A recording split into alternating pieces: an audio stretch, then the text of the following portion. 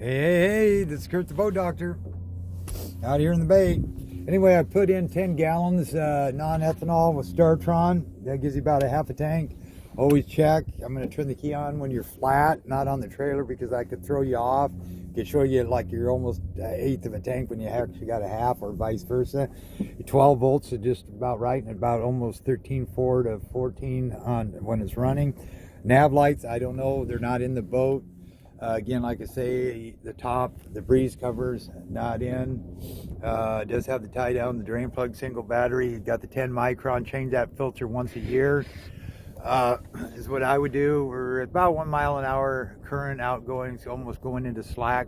But change that filter once a year, no matter what, and stick with Yamaha. They got a heavier paper element to them. Always check, maybe do a video when you first get the boat of the motor idling and running, just to check your water flow and how the motor sounds. So maybe a month down the road you say, man, I wonder if that thing's peeing out water as good as it did. You can go back to your video. Same thing with the sounds of the motor, like idling, then open her up, and then half throttle, quarter throttle, videotape that. So because you're not going to notice a lot of things because they're so quiet, but then you have it, you say, I never heard that before. You can refer back to the video. Anyway, top speed was 32 miles an hour going with the current going out, and it was 31 against. It was about 3 seconds to plane, about 5,000 RPM, 20 miles an hour. Planing was 4,200, about 22, and then cruising was about 25.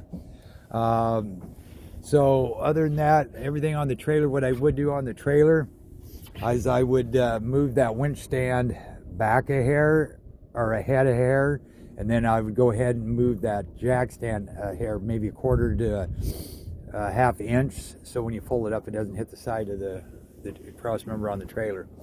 The speedo hose, I'll show you that. You see the little bit of water down there? It doesn't have a speedometer on here because you'll probably use your GPS anyway. But the speedo tube is just hanging there. It needs to be blocked off, if not, your leg's going to get wet. So that's something that needs to be fixed on that.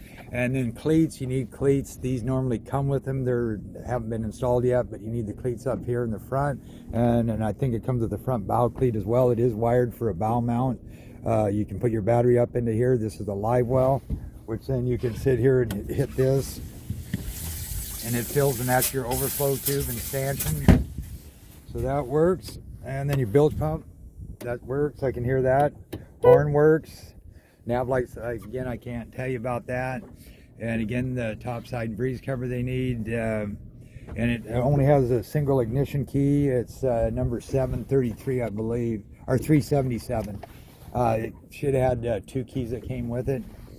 I already said the speedo tube. What else was there? No bow lights, I said that. The cleats, I said that. And this is why I take this out, to make all these notes so all this stuff gets done.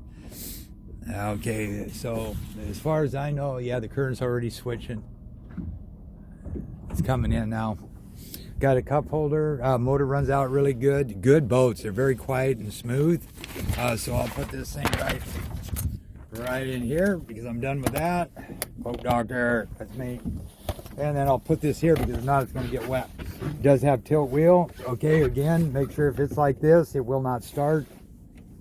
Okay, see how the gas gauge went up? It has to click. Fires up. Now this is a safety lanyard. Oh, damn. You killed it. So if it got real rough, you could hook it to your belt, this end right here.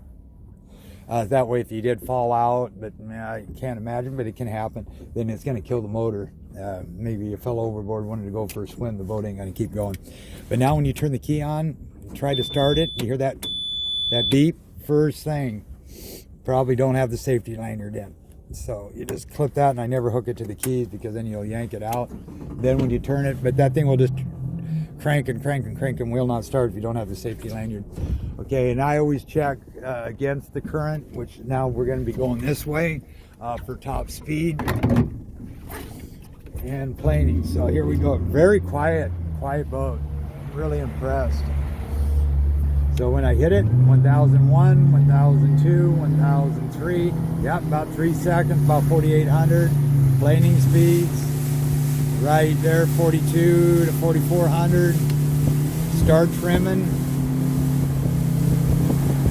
Right about here where you hear the RPMs, pick up just a hair but ain't lugging, then trim it up, and that's about 5,000 RPM, 25 miles an hour. Real gutsy little thing, gets up quick, and it turns 6,000. That's what you want it to do. It's got a 12 pitch prop on it. See, 6,000. Dry out the back. Can't hear nothing. Very, very quiet. Then you trim down. See how the spray's back? Now, if I trim down on it, you're slowing the boat down. Look at the spray. That's burning up power and fuel. So then we're going to go see. We're going through a little bit of this chop. It was smooth back there. Very smooth. So anyway, it's a 17 foot. They called it a 162, but it's a 17 with a 60 horse. That motor does great on this boat because you string these things out to a 17 footer, you got more planing surface, so it takes less power to push.